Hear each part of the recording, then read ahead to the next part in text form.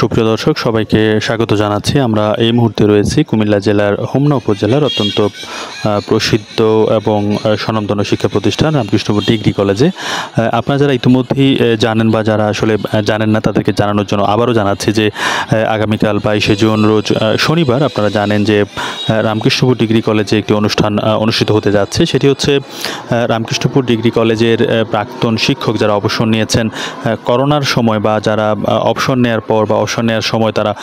College থেকে আনুষ্ঠানিক কোনো ধরনের বিদায় অনুষ্ঠান পাননি বা আনুষ্ঠানিক কোনো বিদায় পাননি, তাদের উদ্দেশ্য করে সাবেক শিক্ষার্থী এবং বর্তমান শিক্ষার্থীরা সম্মিলিতভাবে একটি অনুষ্ঠান আয়োজন করেছে, যেটি তারা বলছেন যে সংবর্ধনা অনুষ্ঠান এবং বিদায় অনুষ্ঠান, এবং একই সাথে আগামীকাল সন্ধ্যায় একটি সাংস্কৃতিক সন্ধ্যার আয়োজন করা হয়েছে। তো সেই উপলক্ষে আমরা দেখেছি যে গতকাল থেকেই সেই অনুষ্ঠানের প্রস্তুতি চলছে এবং ইতোমধ্যেই সেই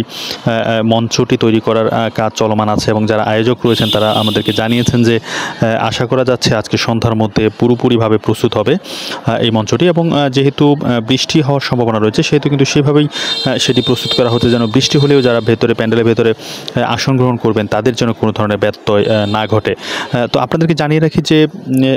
আমরা যেটুকু জানতে পেরেছি যে অনুষ্ঠানের প্রধান অতিথি হিসাবে উপস্থিত থাকবেন হোমনা তিতাস হোমনা মেঘনা নির্বাচনী এলাকার সম্মানিত সংসদ সদস্য অধ্যক্ষ আব্দুল মজিদ সাহেব, এবং সেই সাথে তার সহধর্মিণী এবং দ্বিতীয়বারের মতো নির্বাচিত উপজেলা চেয়ারম্যান রেহেনা মজিদ, তিনি বিশেষ অতিথি হিসাবে এখানে উপস্থিত থাকবেন। এবং আশা করা যাচ্ছে যে কলেজের যে প্রাক্তন ছাত্র এবং বর্তমান ছাত্র মিলে অন্তত 1000 খানেকের ওপরে শিক্ষার্থী এখানে অংশগ্রহণ করবেন, এবং যেহেতু অনুষ্ঠানটি সবার জন্য উন্মুক্ত রাখা হয়েছে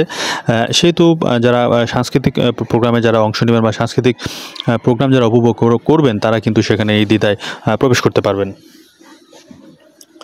আরেকটি বিষয় হচ্ছে যে কালকে যে সাংস্কৃতিক সন্ধ্যা অনুষ্ঠিত হবে সেই সাংস্কৃতিক সন্ধ্যায় কিন্তু দেশের অত্যন্ত স্বনামধন্য এবং নামকরা শিল্পী ইমরান উপস্থিত থাকবেন এবং সেই বিষয়টি আমরা শতভাগ নিশ্চিত হয়েছি। তো আগামীকাল 2 পর্বের যে অনুষ্ঠানটি অনুষ্ঠিত হবে, প্রথমে বিদায়ী যে শিক্ষক বা কর্মকর্তা রয়েছেন তাদের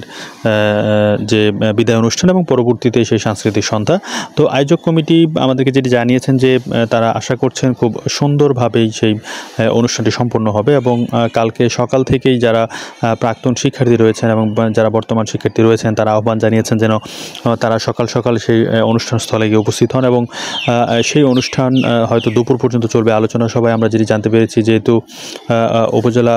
আওয়ামী লীগের সভাপতি এবং নির্বাচনী আসনের সংসদ সদস্য আসছেন, সেহেতু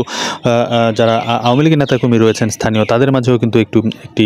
উৎফুল্ল ভাব বিরাজ করছে এবং সম্মিলিতভাবেই অনুষ্ঠানটি সম্পন্ন হবে। সেজন্য আয়োজক কমিটি সবার সহযোগিতা কামনা করেছেন। আশা করা যাচ্ছে আগামীকাল সুন্দরভাবেই তাদের অনুষ্ঠানটি সফলভাবে সম্পন্ন হবে।